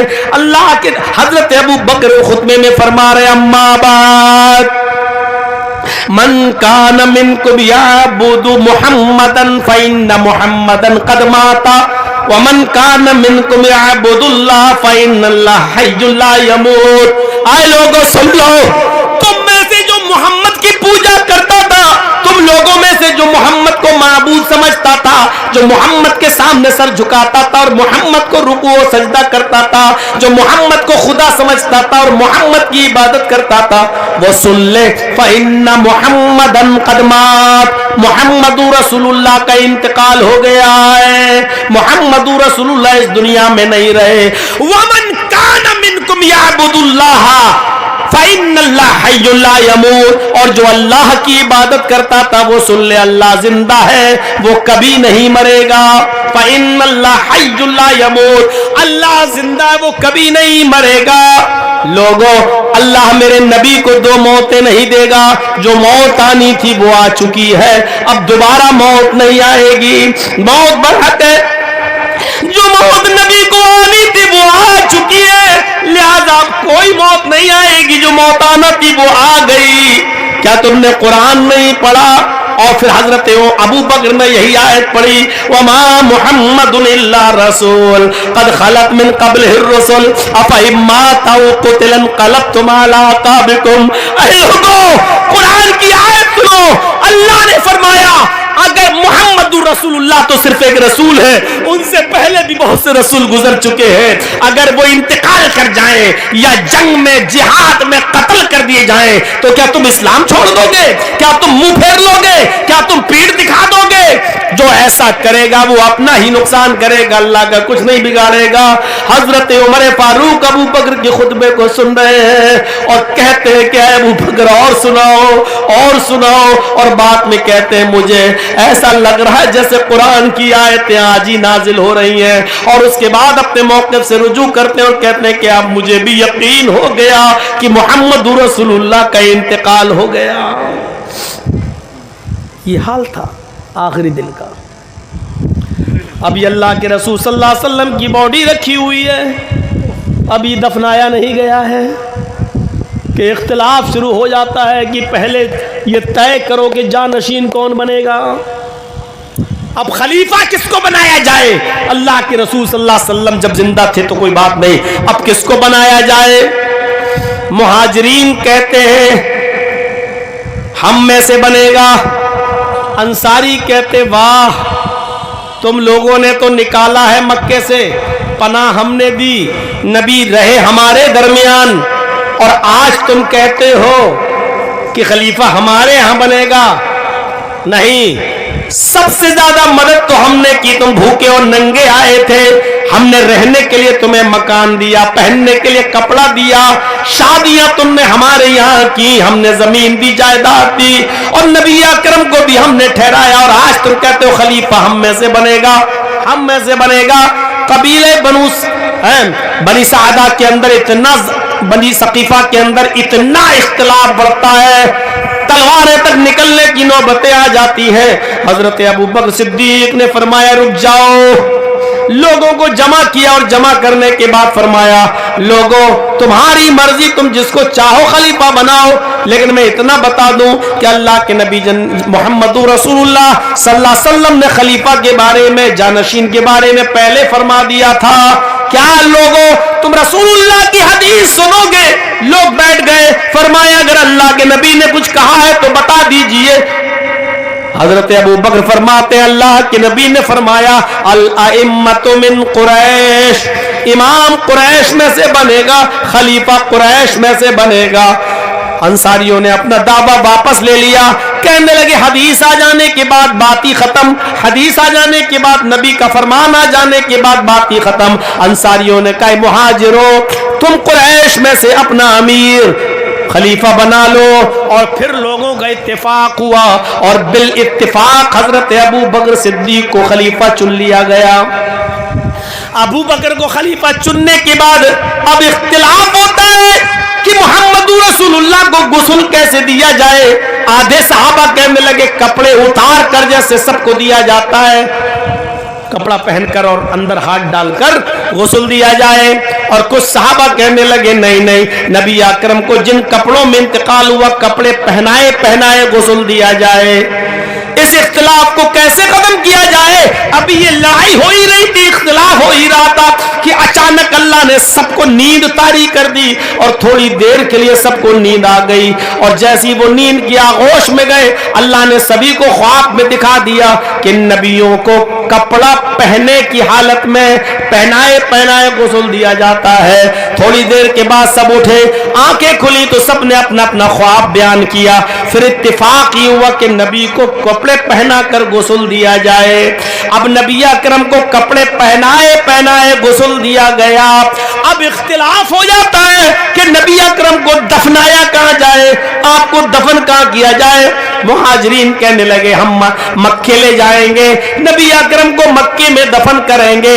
انصاری کہنے لگے نہیں، نبی اکرم نے ہمارے یہاں انتقال کیا، ہم اپنے یہاں دفن کریں گے۔ ایک گروہ اور پیدا ہوا، وہ کہنے لگا ہم محمد رسول اللہ کو بیت المقدس میں لے جائیں گے، وہاں دفن کریں گے۔ اختلاف بہت بڑھ گیا۔ حضرت ابو بکر صدیق نے فرمایا نہیں اختلاف مت کرو، اللہ کے نبی سے میں نے سنا تھا کہ آپ فرما رہے تھے نبیوں کو وہیں دفن کیا جاتا ہے جہاں ان کی روح نکلتی ہے، جہاں ان کی روح قبض ہوتی ہے۔ لہذا اتفاق ہو گیا جس جگہ پر نبی کا انتقال ہوا اسی جگہ پر نبی اکرم کو دفن کر دیا جائے۔ قبر کھودنے لگی، قبر کھودنے لگی، قبر کھود کر تیار، اب جنازہ کون پڑھائے، جنازہ کون پڑھائے؟ تو نبی اکرم کا جنازہ کسی نے نہیں پڑھایا۔ مسئلہ یاد رکھنا، نبی اکرم کا جنازہ کسی نے نہیں پڑھایا، اسی حجرے میں سب نے نماز جنازہ پڑھی۔ 10 لوگ آتے تھے اور اپنی اپنی نماز جنازہ پڑھ کے نکل جایا کرتے تھے۔ پہلے بنو ہاشم خانوادے نے، بنو ہاشم کے لوگوں نے نماز جنازہ پڑھی 10 کر کے۔ جب ہاشم کا خاندان نماز پڑھ چکا، اس کے بعد مہاجرین نے نماز پڑھی 10 کر کے، لوگ آتے گئے اور نماز پڑھتے گئے۔ مہاجرین کے بعد پھر انصار نے نماز پڑھی، اور انصاریوں کے بعد پھر عورتوں نے نماز پڑھی، اور عورتوں کے بعد پھر بچوں نے نماز پڑھی۔ ایک دن اس میں گزر گیا، نبی اکرم کو تقریباً انتقال کے بعد 32 گھنٹے کے بعد دفنایا گیا۔ ایک دن تو اس میں لگ گیا، خلیفہ کون بنے گا وہ اختلاف میں گزر گیا۔ ایک دن اس میں نکل گیا کہ آپ کو غسل کیسے دیا جائے، پھر ایک دن اس میں نکل گیا جنازے کی نماز میں۔ تقریباً 32 گھنٹے تک نبی کو نہیں دفنایا گیا، اور 32 گھنٹے کے بعد جب نماز پوری ہوتی ہے تو رات ہی کے اندر نبی اکرم کو دفنا دیا جاتا ہے۔ جب نبی اکرم صلی اللہ علیہ وسلم کو رات میں دفنایا گیا تو حضرت عائشہ فرماتی ہے کہ مجھے نہیں معلوم کہ محمد رسول اللہ کو کب دفنایا گیا۔ جب قبر کھودی جا رہی تھی تب مجھے اتنا معلوم ہے کہ پھاوڑوں کی آواز میرے کانوں میں جا رہی تھی، لیکن رات میں نبی کو کب دفنا دیا گیا اس کا مجھے علم نہیں۔ مجھے صبح بتایا گیا کہ اللہ کے رسول کی قبر ہے، قبر کو دفنا دیے گئے رات ہی میں، اور صبح فجر کی نماز پڑھنے کے بعد میرے باپ میرے گھر پہ آئے۔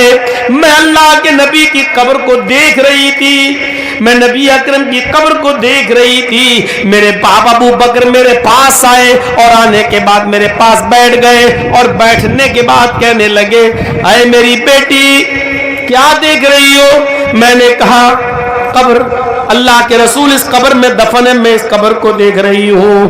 فرمایا بیٹی اس قبر کو دیکھ رہی ہو، تم کچھ یاد تازہ کرنا چاہو گی؟ حضرت عائشہ کہتی ہاں مجھے کچھ خوشی ملی ہے۔ فرمایا کیا خوشی ہے؟ فرمایا اے ابو میرے شوہر نے محمد رسول اللہ نے میری گود میں میری ران پر سر رکھے ہوئے تھے، اور آخری لفظ اللہم بالرفیق الاعلی جب آپ کا نکلا تو میری ران پر آپ کا سر تھا۔ یہ خوشی مجھے ملی ہے جو اور کسی کو نہیں ملی۔ اور آخری وقت میں میری جھوٹی مسواک، میرے منہ میں استعمال کی ہوئی مسواک میرے نبی نے استعمال کی، یعنی آخری وقت میں میرا لعاب اللہ کے نبی کے لعاب سے مل گیا۔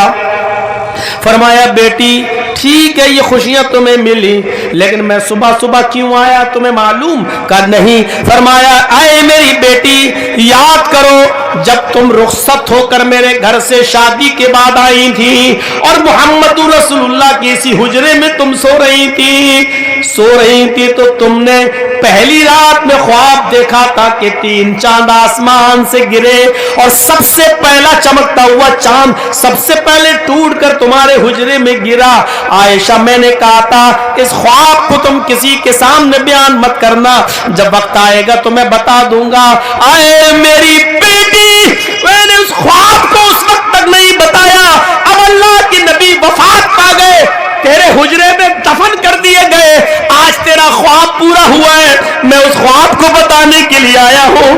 ھذا احد اقمارک وہو خیرھا، عائشہ یہ تیری خواب کا پہلا چاند ہے جو ٹوٹ کر تیرے حجرے میں گرا ہے، اس کے بعد دوسرا چاند بھی تو دیکھے گی، تیسرا بھی، یہ سب سے زیادہ چمکنے والا چاند تھا جو ٹوٹ کر تیرے حجرے میں گرا۔ پوری دنیا کو روشن کرنے والا سورج ہمیشہ کے لیے غروب تو ہوا، لیکن اپنی روشنی قیامت تک کے لیے چھوڑ گیا قرآن کی شکل میں اور اپنی سنتوں کی شکل میں۔ میرے بھائیوں آخری وصیت پر غور کرو، الصلاۃ الصلاۃ الصلاۃ۔ جس کی زندگی سے نماز نکل جائے وہ آدمی اپنے آپ کو مسلمان بھی کہہ سکتا ہے کہ نہیں کہہ سکتا، یہ ایک عجیب مسئلہ ہے۔ لیکن عبداللہ ابن عباس کا فتویٰ اٹھاؤ میرے بھائیوں سے، کسی نے پوچھا उनसे किसी ने पूछा, एक औरत ने मसला पूछा कि अब्दुल्ला इब्न अब्बास से कि मेरा शौहर बेनमाजी है, मैं उसको समझाती हूँ लेकिन वो नमाज नहीं पढ़ता, तो क्या मेरा उसके साथ रहना जायज है? अब्दुल्ला इब्न अब्बास ने फरमाया उसको समझाती रहो। फरमाया बहुत समझाया, समझाते समझाते 3 सालें हो गई है लेकिन वो नमाज नहीं पढ़ता है। तो अब्दुल्ला इब्न अब्बास ने उसको फतवा दिया कि फिर तेरा उस आदमी के साथ रहना जायज नहीं है, पहली फुर्सत में तू उससे अलग हो जा। उस औरत ने फिर मसला पूछा, अलग कैसे हूं, वो मुझे तलाक भी तो नहीं देता है, तलाक देने के लिए तैयार नहीं है। अब्दुल्ला इब्न अब्बास ने फरमाया जब तेरा आदमी बेनमाजी है, समझाने के बाद भी नहीं मानता है, तो फिर वो मोमिन ही नहीं है, और जब वो मोमिन ही नहीं है तो एक मोमिना औरत का गैर मोमिन के साथ रहना जायज भी नहीं है। लिहाजा अगर वो तलाक नहीं देता तो काजी तेरे निकाह को फिस्क कर देगा और तू इद्दत गुजार कर दूसरा निकाह कर ले। जब वो मोमिन ही नहीं तो तेरा निकाह भी नहीं, तो एक पीरियड, एक हैज गुजार और एक पीरियड के आ जाने के बाद तू दूसरा निकाह कर सकती है, क्योंकि वो तलाक नहीं देता है लेकिन तेरा उसके साथ रहना जायज नहीं है, इसलिए कि वो मोमिन नहीं है, और जब वो मोमिन नहीं तो तेरा निकाह भी नहीं। मेरे भाइयों इस मसले पर गौर करिए, पूरे जलसे में कुछ सुना हो ना सुना हो, लेकिन यहां से एक नमाज वाला मसला लेकर उठिएगा। फरमाया सलात व इमादुद्दीन, नमाज दीन का सुतून है। मन तारा कहा हदमद्दीन, जिसने इसको छोड़ दिया उसने दीन को ढा दिया, उसने दीन को गिरा दिया। मेरे भाइयों नमाज, अल्लाह के नबी फरमाते हैं सलात कुर्रत आइनी, नमाज मेरी आंखों की ठंडक है। अब यहां से आप अंदाजा लगाइए, इतने बड़े जलसे और जुलूस के बाद भी हम अगर नमाजी न बन सके तो फिर ऐसे जलसे और जुलूसों से क्या फायदा होगा।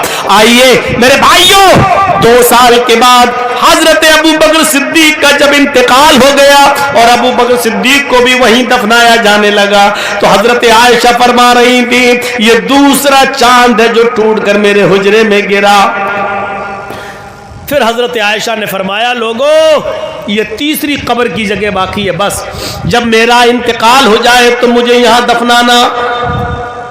लोगों ने मान भी लिया, हजरत आयशा ने उस कब्र की जमीन को अपने नाम कर लिया कि अब इसमें मैं दफन होंगी, सबको मालूम। लेकिन इधर 10 साल के बाद अबू मोहम्मद रसूलुल्लाह के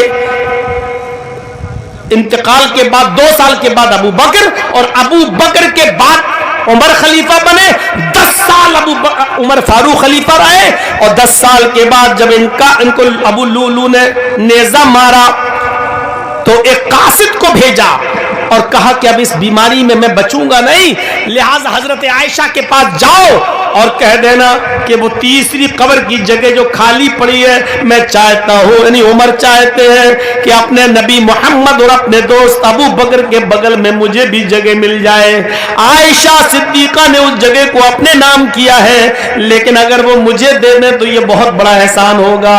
जब कासिद ये चीज लेकर गया और पैगाम लेकर गया तो हजरत आयशा रोने लगी और रोते हुए कासिद से कहने लगी उमर ने आज मुझसे वो मांगा है जिसका दिल नहीं होता देने का, लेकिन मेरी चौकर से कोई नाउम्मीद नहीं गया है। जिस जमीन के टुकड़े को देख देख कर मैं रहती थी कि मेरे इंतकाल के बाद मुझे वहां दफनाया जाएगा, मैं अपने शौहर के बगल में दफन हो जाऊंगी, लेकिन आज उमर ने मुझसे वो जमीन का टुकड़ा भी मांग लिया। जाओ आए उमर का पैगाम लाने वाले शख्स, मैंने वो जमीन का टुकड़ा उमर को दे दिया। उमर से कह देना उस जगह पर आप ही दफन किए जाएंगे, हजरत आयशा ने वो आपको हिबा कर दिया है। लेकिन मेरे रोने का जिक्र मत करना, अगर रोने का जिक्र करोगे तो हजरत उमर फिर मना कर देंगे, वो समझेंगे कि आयशा को तकलीफ हो रही है। قاصد گیا اور کہہ دیا کہ حضرت عائشہ تیار ہے اور اس زمین پہ آپ دفن کیے جائیں گے۔